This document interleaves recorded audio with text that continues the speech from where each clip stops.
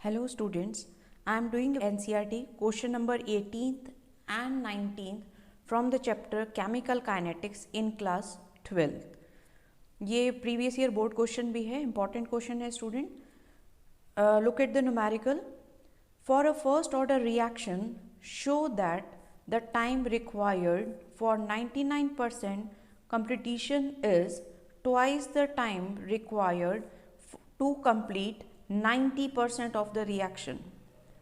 It's a kind of derivation. आपसे question में कहा है कि ये एक फर्स्ट ऑर्डर रिएक्शन है और आप ये शो करके दिखाइए कि किसी भी रिएक्शन को 99% कंप्लीट करने में डबल टाइम लगता है 90% रिएक्शन को कंप्लीट होने से. तो this is a first order numerical. You have to prove that the time required to complete 99% of a reaction is twice to complete 90% of a reaction. आपको ये डिराइव करना है. तो फर्स्ट ऑर्डर रिएक्शन है तो आपके पास फॉर्मूला क्या है फर्स्ट ऑर्डर का?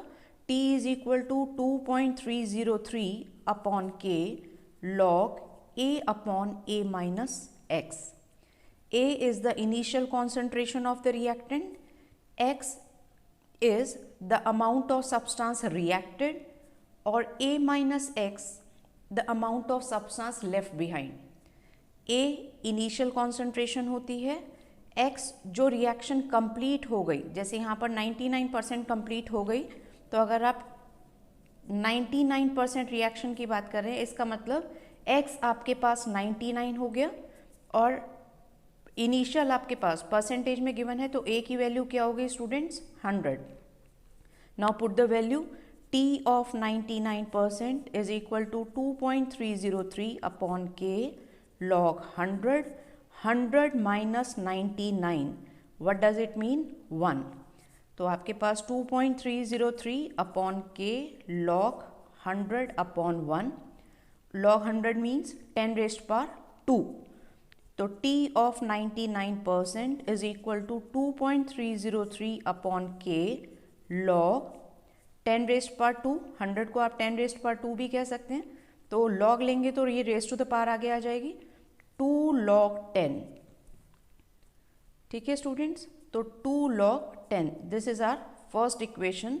Same again T of 90% is equal to 2.303 upon के लॉग 100.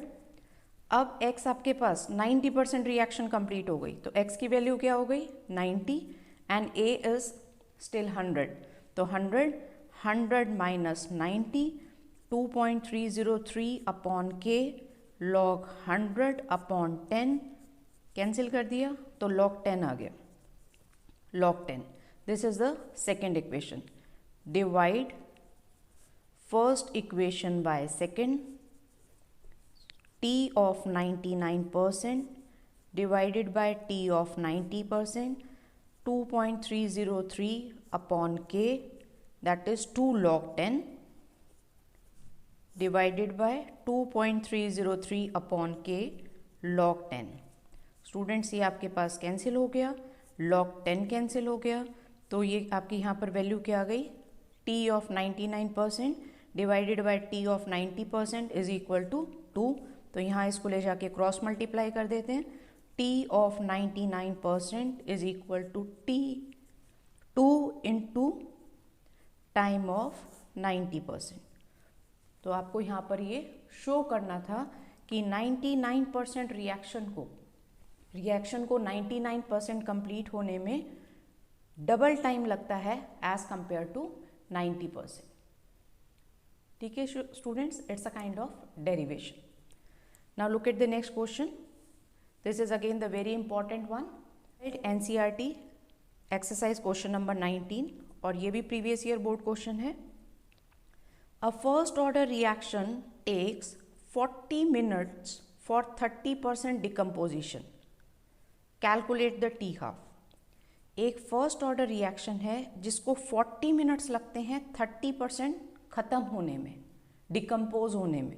तो आपके पास टाइम गिवन है 40 मिनट्स और 30% डिकम्पोज हो रहा है. तो x क्या हुआ स्टूडेंट्स? जो रिएक्ट कर गया दैट इज x. अभी हमने करा है तो x क्या हो गया आपके पास 30, a is 100 because it is given to you in the form of percentage and you have to calculate t half.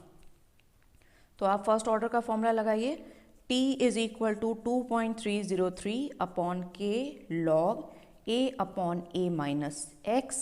k को उधर ले जाते हैं, k is equal to 2.303, time is given to you that is 40 log 100 minus 30. एक reaction को 30% खत्म होने में, डिकम्पोज होने में 40 मिनट्स लग रहे हैं, तो रिमेनिंग कितनी रह जाएगी स्टूडेंट 70. तो 100 minus 30, 2.303 upon 40 log 10 log 100 upon 70 log 10 upon 7, 2.303 upon 40 log 10 minus log 7. Divide में है, ऊपर जाके log में वो क्या हो जाएगा माइनस हो जाएगा. log 10 इज 1, log 7 की वैल्यू होती है students 0.8451. 1 minus 0.8451 that comes out to be 0.1549. तो अब आप यहाँ पर इसको 2.303 upon 40, same again 2.303 upon 40 into 0.1541. 2.303 upon 40 into 0.1549, that comes out to be 0.00892 minute inverse. 0.00892 minute inverse. तो ये आपके पास किसकी वैल्यू आ गई स्टूडेंट्स, के की वैल्यू आ गई. फर्स्ट ऑर्डर रिएक्शन है और आपको उसका टी हाफ कैलकुलेट करना है, हाफ लाइफ पीरियड. तो आप क्या लिखेंगे, T half is equal to 0.693 over K. This is the formula of half life for the first order.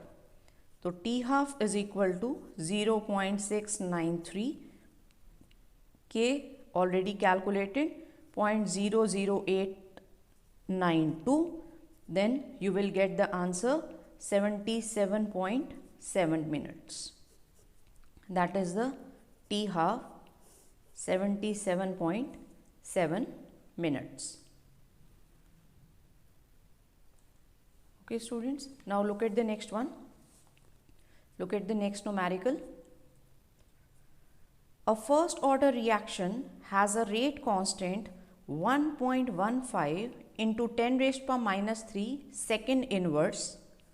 How long will 5 gram of this reactant take to reduce to 3 ग्राम. आपको first order reaction given है और उसके rate constant की value given है, that is 1.15 into 10 raised power minus 3 second inverse. कितना time लगेगा 5 ग्राम reactant को reduce होने में टू 3 ग्राम. स्टूडेंट्स 5 ग्राम हमारे पास क्या है, इनिशियल. वो क्वेश्चन में कह रहा है कितना टाइम आपको लगेगा कि रिएक्टेंट 5 ग्राम से 3 ग्राम बचे. तो ये रिमेनिंग अमाउंट है students. A minus x is 3 gram, this is reduce to, ये रिमेनिंग अमाउंट है 3 gram, and you have to calculate here time. Now put the formula again. T is equal to 2.303 upon K log A upon A minus X.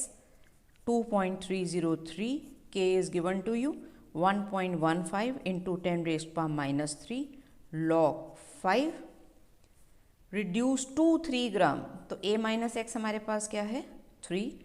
2.303 upon 1.15 into 10 raised power minus 3 log 5 minus log 3. log 5 आप कैसे देखेंगे, 50 के 0 पर, तो 0.6990.